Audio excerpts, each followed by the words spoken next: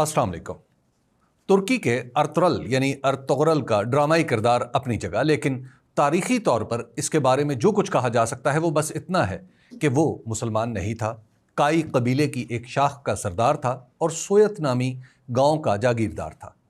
یہ گاؤں ایک قصبے کی شکل میں استنبول سے تقریباً 250 کلومیٹر دور آج بھی موجود ہے۔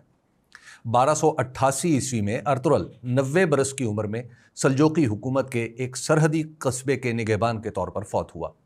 اس کے بعد اس کا بیٹا عثمان اول بھی بطور قبائلی سردار کے اس کی مسند پر بیٹھا، مگر سلجوقی حکومت کی شکست و ریخت کے بعد اس نے خود کو امیر کہنا شروع کر دیا اور اپنا سکہ بھی الگ کر لیا۔ اس سکے پر عثمان جو ارطغرل کا بیٹا ہے کے الفاظ کندہ کیے گئے تھے۔ یہی ایک تاریخی ثبوت ارطغرل کی موجودگی کا ملتا ہے۔ یہی عثمان عثمانی سلطنت کا بانی تھا، یہی مسلمان ہوا اور اسی نے ترکی میں پہلی مسجد بنائی۔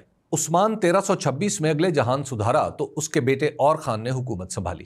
اور خان کا بڑا بھائی علاؤالدین ایک پڑھا لکھا شخص تھا۔ اس نے تخت سنبھالنے سے تو انکار کر دیا، مگر اپنے چھوٹے بھائی کے ساتھ بطور وزیر اعظم کام شروع کر دیا۔ علاؤالدین ہی وہ شخص تھا جس نے جدید تنخواہ دار فوج کی بنیاد رکھی۔ اس سے پہلے فوج کا تصور رضاکار کا تھا، یعنی منادی کے ذریعے جنگ لڑنے کے خواہش مندوں کو ہتھیاروں سمیت کسی خاص جگہ بلایا جاتا اور لشکر ترتیب پا جاتا۔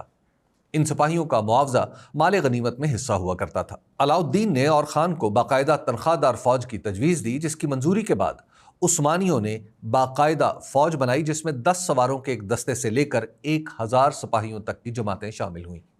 ان سپاہیوں کو بہترین تنخواہیں دی گئیں، لیکن جلد ہی یہ فوج بادشاہ کو آنکھیں دکھانے لگی۔ فوج کا یہ رویہ دیکھ کر اور خان نے علاؤالدین سے مشورہ کیا تو یہ طے پایا کہ ایک نئی فوج کھڑی کی جائے، مگر یہ ترک نسل سے نہیں ہوگی بلکہ غیر ترک جوانوں پر مشتمل ہوگی۔ نئی فوج کو نام بھی ینیچری کا دیا گیا، جس کا مطلب ہی نئی فوج ہے۔ یہ فیصلہ بھی ہوا کہ ینیچری براہ راست بادشاہ کو جواب دہ ہوگی اور بادشاہ ہی ان کے معاوضے کا فیصلہ کرے گا۔ اس فوج میں زبردستی بھرتی کے لیے ایک رسم پہلے سے موجود تھی، جس کے مطابق ترک فاتح مفتوح قوم سے اس کے بچے خراج کے طور پر وصول کر کے غلام بنا لیتے تھے۔ ینیچری کی پہلی بھرتی کے لیے بھی عیسائی جنگی قیدیوں میں سے 10 سے 12 سال عمر کے 1000 ہونہار اور صحت مند بچے منتخب کیے گئے۔ ان بچوں کو مسلمان بنایا گیا اور انہیں سخت جنگی تربیت دی گئی۔ ان کی تنخواہیں عام فوج کی نسبت زیادہ تھیں اور انہیں ہتھیار بھی بہتر دیے گئے۔ ینیچری میں محض فوجی ہی شامل نہیں تھے، بلکہ اس میں اعلیٰ تخلیقی صلاحیتیں رکھنے والے بچے بھی شامل کیے گئے، جو تصویر کشی، نقشہ نویسی، ریاضی یا دیگر علوم میں اپنے ہم عمروں سے ممتاز تھے۔ اس کے بعد ہر سال 1000 بچے اسی طرح مفتوحہ علاقوں سے اکٹھے کیے جاتے اور انہیں بہترین تربیت کے بعد ینیچری کا حصہ بنا دیا جاتا۔ رفتہ رفتہ ینیچری کا مقام سلطنت میں بلند ہونا شروع ہو گیا اور نوبت یہاں تک پہنچی کہ البانیہ، یونان، آرمینیا اور دیگر یورپی مقبوضات میں لوگ اپنے بچوں کو اس فوج میں شامل کرانے کے لیے رشوت دینے لگے۔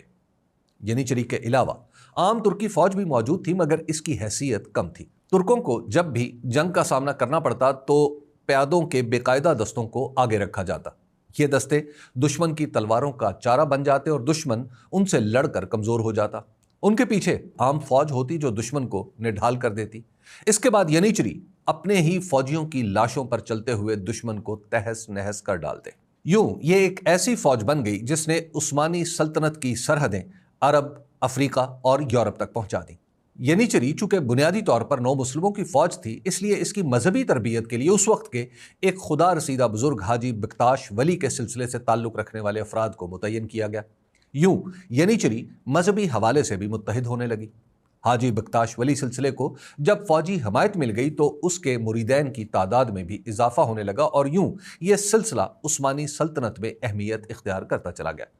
اس کے علاوہ اس فوج کو بادشاہ کے ہاں بھی اتنی قدر و منزلت ملی کہ اس کی حفاظت پر اسی کے سپاہی مامور ہوتے اور شاہی محلات بھی انہی کی نگرانی میں رہتے۔ کچھ عرصے بعد ان فوجیوں کے والد کے نام کی جگہ بھی بادشاہ کا نام لکھا جانے لگا اور خود بادشاہ بھی رسمی طور پر اس فوج کی مخصوص وردی پہن کر تنخواہ وصول کرنے ان کی چھاؤنی میں آتا۔ وقت کے ساتھ ساتھ ینیچری کی تربیت کا نظام بھی بہتر ہوتا چلا گیا۔ تربیت کا طریقہ کار یہ تھا کہ ینیچری میں شامل کرنے کے لیے جن بچوں کو اکٹھا کیا جاتا ان میں سے ہر ایک الگ الگ ترکی اشرافیہ کے گھروں میں رکھا جاتا، جہاں رہ کر یہ ترکی زبان، رہن سہن اور اسلامی تعلیمات سیکھتا۔ 1 سال کے بعد ان سب بچوں کو ایک خاص چھاؤنی میں اکٹھا کیا جاتا جہاں انہیں سخت ترین تربیت سے گزارا جاتا۔ انہیں بتایا جاتا کہ اب ان کا خاندان یہی ہے۔ اس طرح ان بڑھتے ہوئے بچوں میں گہرا بھائی چارہ پیدا ہو جاتا۔ انہیں جدید ترین ہتھیار چلانے کی تربیت دینے کا انتظام زمانے سے کتنا آگے تھا، اس کا اندازہ یوں لگایا جا سکتا ہے کہ ینیچری دنیا کی پہلی فوج تھی جس نے 15ویں صدی میں ہی بندوق کا استعمال شروع کر دیا تھا۔ تربیت کا عرصہ کافی طویل ہوا کرتا تھا اور ایک ینیچری 22 سے 25 سال کی عمر تک جنگی فنون سیکھتا رہتا تھا۔ ان سپاہیوں کو 40 سال کی عمر میں مراعات کے ساتھ ریٹائر کر دیا جاتا تھا اور یہ شادی بھی ریٹائر ہونے کے بعد ہی کر سکتے تھے۔ فوجی ملازمت کے دوران انہیں داڑھی رکھنے کی اجازت نہیں تھی اور یہ کوئی دوسرا کام بھی نہیں کر سکتے تھے۔ ینیچری چونکہ بادشاہ اور فوج کے درمیان شکوک و شبہات کی وجہ سے کھڑی کی گئی سپاہ تھی، اس لیے ان کی بنیادی ذمہ داری بادشاہ کی حفاظت ہی تھی۔ حتیٰ کہ جنگوں میں بھی یہ بادشاہ کے ارد گرد رہتے اور اسی کے حکم پر آگے بڑھتے۔ اس محدود کردار کی وجہ سے ان کی تعداد 100 برس میں صرف 8000 تک پہنچی، لیکن 1592 عیسوی میں اس فوج کی تعداد 25000 کے قریب ہو چکی تھی۔ تعداد میں اضافے کی بنیادی وجہ اس فوج کی کارکردگی اور بادشاہ کا اس پر اعتماد تھا۔ شاہی محل اور بادشاہ کی قربت کی وجہ سے ینیچری میں خود سری کے آثار دکھائی دینے لگے اور یہ خود سیاست میں فریق بن کر ابھرنے لگے۔ 1448 میں انہوں نے سلطان محمد ثانی فاتح قسطنطنیہ کے خلاف بغاوت کر دی، جس کے نتیجے میں محمد فاتح کے والد سلطان مراد ثانی نے دوبارہ تخت سنبھالا۔ ینیچری نے مراد ثانی کو مجبور کر دیا کہ وہ ان کی تنخواہیں بڑھائے۔ اس وقت چونکہ ملک میں کئی بغاوتیں سر اٹھا رہی تھیں، اس لیے اس نے ان کا مطالبہ مان لیا، لیکن اس کے ساتھ ہی ترک بادشاہوں میں ینیچری کو ختم کرنے کی خواہش نے جنم لیا، جسے پورا کرنے میں ہی کئی بادشاہ قتل ہو گئے۔ مراد ثانی کی وفات کے بعد دوبارہ سلطان محمد فاتح نے تخت سنبھالا اور دوسرے دور حکومت میں ہی قسطنطنیہ کو فتح کیا۔ ینیچری کی پہلی بغاوت پرامن تھی۔ انہوں نے کھانا کھانے سے انکار کر دیا اور کھانے کے وقت اپنے چمچ برتنوں پر بجانے شروع کر دیے۔ جب ان کے مطالبات مان لیے گئے تو حالات بظاہر معمول پر آ گئے، مگر اندر ہی اندر ینیچری کا اثر و رسوخ بڑھتا رہا، کیونکہ انہی میں سے بہت سے لوگ اپنی غیر معمولی قابلیت کی وجہ سے اعلیٰ حکومتی عہدوں پر فائز تھے، حتیٰ کہ وزیر اعظم بھی انہی میں سے بننے لگے تھے۔ یہ اتنے طاقتور ہو گئے کہ ان کی مرضی کے بغیر بادشاہ بننا بھی ممکن نہیں رہا تھا۔ دوسری طرف انہیں ختم کرنے کی ضرورت بھی شدت سے محسوس کی جانے لگی۔ 1566 میں یعنی سلطان سلیم دوئم کے دور میں ینیچری نے ایک بار پھر ہڑتال نما بغاوت کی۔ اب کی بار ان کا مطالبہ تھا کہ ینیچری کو دوران ملازمت شادی کرنے کی اجازت بھی دی جائے۔ سلطان نے رد و قدح کے بعد ان کا مطالبہ مان لیا تو اس کے ساتھ ہی عثمانی سلطنت کا زوال بھی تیز ہونے لگا۔ ینیچری کی سب سے بڑی قوت ان کی بادشاہ کے ساتھ وفاداری تھی۔ شادی کی اجازت کے بعد یہ وفاداری مفادات کا سودا بن گئی۔ اب بادشاہ کو اپنی بقا کے لیے ینیچری کی ضرورت تھی اور ینیچری کو اپنے مالی مفادات کے لیے بادشاہ کا ساتھ چاہیے تھا۔ بادشاہ اس سپاہ کا باپ نہیں رہا تھا بلکہ فریق بن گیا تھا۔ شادی کی اجازت کے ساتھ ہی ینیچری پر عائد ہونے والی پابندیاں ایک ایک کر کے ٹوٹنے لگیں۔ ان شادیوں کے بعد پیدا ہونے والے بچوں کو ینیچری میں بھرتی کرنے کے لیے انہوں نے دباؤ ڈالنا شروع کر دیا۔ آخرکار اس کی اجازت بھی حاصل کر لی۔ وہ فوج جس کے لیے بہترین نوجوان چنے جاتے تھے محض ایک خاندانی لشکر بن کر رہ گئی۔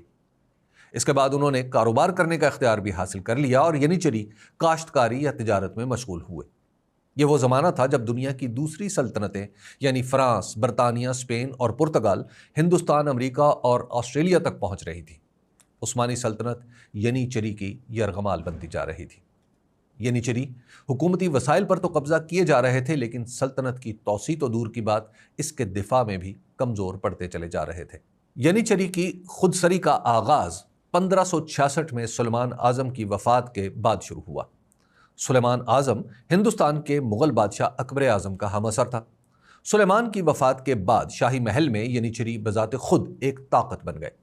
انہوں نے ولی عہد کا انتخاب اپنے ہاتھ میں لے لیا اور وزیروں کو بھی اپنی مرضی سے لگواتے یا قتل کروا دیتے۔ ہر عثمانی بادشاہ نے بدلتی ہوئی دنیا کے پیش نظر ینیچری اور دیگر افواج کو جدید بنانے کی کوشش کی، مگر ینیچری نے ہر جدت کی مخالفت شروع کر دی۔ نئے ہتھیار، نئی جنگی حکمت عملی، نئی تربیت، سب کچھ ینیچری کی خود سری کے بھینٹ چڑھ گیا۔ سلیمان کے بعد کوئی ایسا طاقتور سلطان نہیں آیا جو اس سپاہ پر قابو پا کر سلطنت کی طاقت بحال کرا سکے۔ 1618 عیسوی میں عثمان دوئم سلطان بنا تو اس نے ینیچری کا مقابلہ کرنے کی پوری کوشش کی۔ اس نے ایک جنگ میں بذات خود ان کی تربیت کے گرتے ہوئے معیار اور ان کی صلاحیتوں کی آزمائش کر لی تھی۔ اس کے بعد اس نے اصلاحات لانے کی کوشش کی تو ینیچری اور دارالحکومت استنبول کے مذہبی گروہ متحد ہو گئے۔ 1622 میں ان لوگوں نے شاہی محل پر حملہ کر کے وزیر اعظم اور عثمان دوئم کو قتل کر کے مصطفیٰ اول کو تخت نشین کر دیا، جسے کچھ عرصہ پہلے ہی خود ینیچری نے معزول کر کے عثمان دوئم کو سلطان بنایا تھا۔ یہ شخص نفسیاتی مریض تھا اور ہر وقت محل کے کمروں میں سابق سلطان عثمان دوئم کو آوازیں دیتا رہتا تھا۔ اسے سلطان بنانے کی وجہ صرف یہ تھی کہ اس وقت یہ واحد عثمانی شہزادہ زندہ بچا تھا۔ اس کے بعد اس کے 3 بیٹے ہوئے جنہیں ینیچری نے یکے بعد دیگرے سلطان بنایا۔ عثمان دوم کے ینیچری کے ہاتھوں قتل کے بعد طویل عرصے تک کوئی سلطان بھی ینیچری کا مقابلہ نہیں کر سکا، البتہ انہیں قابو میں لانے اور فوجی اصلاحات کی کوشش ہر ایک نے کی مگر ناکام رہا۔ 1789 میں سلیم سوئم تخت نشین ہوا تو عثمانی سلطنت عملاً موجودہ ترکی تک ہی محدود ہو چکی تھی۔ مختلف یورپی، افریقی اور عرب صوبوں کے حاکموں نے سلطان کی بات ماننا چھوڑ دیا تھا۔ البتہ ان علاقوں کے حاکم سلطان کے نام پر ہی حکومت چلایا کرتے تھے۔ اس خلفشار کی بنیادی وجہ ینیچری تھے جو بار بار اپنی حکومت ہی فتح کر لیتے تھے۔ اندرونی عدم استحکام کی وجہ سے روس، فرانس اور برطانیہ بھی سلطنت کے اندرونی معاملات تک میں اپنا اثر پیدا کر چکے تھے اور اسے مستحکم نہیں ہونے دیتے تھے۔ سلیم سوئم نے پہلے بیرونی طاقتوں کے ساتھ امن معاہدے کر کے کسی حد تک عثمانی سلطنت کو محفوظ بنایا اور پھر اندرونی طور پر اس نے نظام جدید کے نام سے ایک نئی فوج پر کام کرنا شروع کر دیا۔ نظام جدید بنیادی طور پر ترکی کے صوبے اناطولیہ کے نوجوانوں پر مشتمل تھی۔ اس فوج کو فرانسیسی ماہرین سے تربیت دلوائی گئی اور یہ اس وقت تک کے جدید ترین اسلحے سے لیس ہو گئی۔ اس فوج میں جدید توپ خانہ متعارف کرایا گیا، جس کی وجہ سے یہ ترکی کی عام فوج جسے سپاہی کہا جاتا تھا اور ینیچری دونوں سے بہتر ہو گئی۔ اس دوران ینیچری کی لوٹ کھسوٹ کی وجہ سے کئی صوبوں میں بغاوت کی آگ بھڑک اٹھی، جسے علماء نے کفر و اسلام کی جنگ قرار دے کر ینیچری کا احتساب ناممکن بنا دیا۔ سلطان سلیم سوئم نے نظام جدید کی فوج میں بھرتی کے لیے حکم نامہ جاری کیا کہ ینیچری اور عام فوج میں سے بہترین لوگوں کو نظام جدید میں شامل کیا جائے گا۔ ترک علماء ایک بار پھر ینیچری کے ساتھ مل گئے اور انہوں نے اسے اسلامی شاعر کے خلاف قرار دے دیا۔ اس کے بعد بغاوت کی آگ بھڑک اٹھی۔ مئی 1807 میں ینیچری کے وہ کارندے جو محل کے اندر تھے، انہوں نے سلیم کو معزول کر کے قید کر لیا اور اس کے رشتہ دار مصطفیٰ چہارم کو تخت پر بٹھا دیا۔ کچھ ہی دنوں میں سلیم سوئم کی وفادار فوج استنبول پہنچ گئی، مگر اس سے پہلے کہ یہ فوج محل تک پہنچتی، سلیم سوئم قتل کر دیا گیا۔ وفادار فوج نے مصطفیٰ چہارم کو تخت سے ہٹا کر محمود ثانی کو سلطان بنا دیا۔ محمود ثانی کے زمانے میں سلطنت بکھر رہی تھی اور ینیچری کی غنڈہ گردی نے بھی حکومت کے ناک میں دم کر رکھا تھا۔ محمود کو بیک وقت کئی محاذوں پر لڑنا پڑ رہا تھا، مگر اس نے ملک میں قانونی اور فوجی اصلاحات جاری رکھیں۔ 1826 میں محمود ثانی نے ایک بار پھر نئی فوج بنانے کا اعلان کیا۔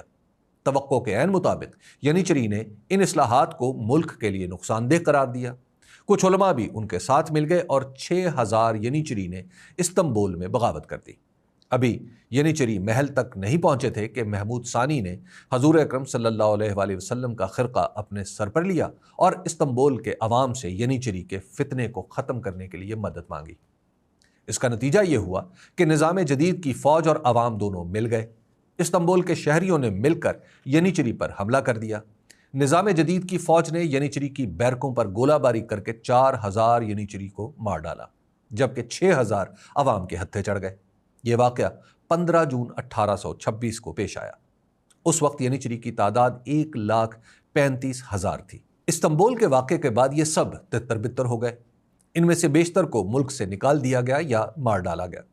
کچھ نے معافی مانگ کر حکومت سے غیر فوجی ملازمتیں لے لیں اور کچھ فرار کی کوششوں میں مارے گئے۔ 15 جون 1826 کے واقعے کو ترکی تاریخ میں واقعہ خیر یا مبارک واقعہ کے نام سے جانا جاتا ہے۔ ینیچری کی چیرہ دستیوں نے عثمانی سلطنت کو اتنا کمزور کر دیا تھا کہ اس کے دوبارہ اپنے پاؤں پر کھڑے ہونے کے امکانات ہی ختم ہو گئے تھے۔ ینیچری کے بعد ہی یہ ممکن ہو سکا کہ عثمانی سلطنت خود کو سنبھالنے کی کوشش کرے، لیکن ینیچری کے لگائے ہوئے چرکوں نے اسے تقریباً نڈھال کر دیا تھا۔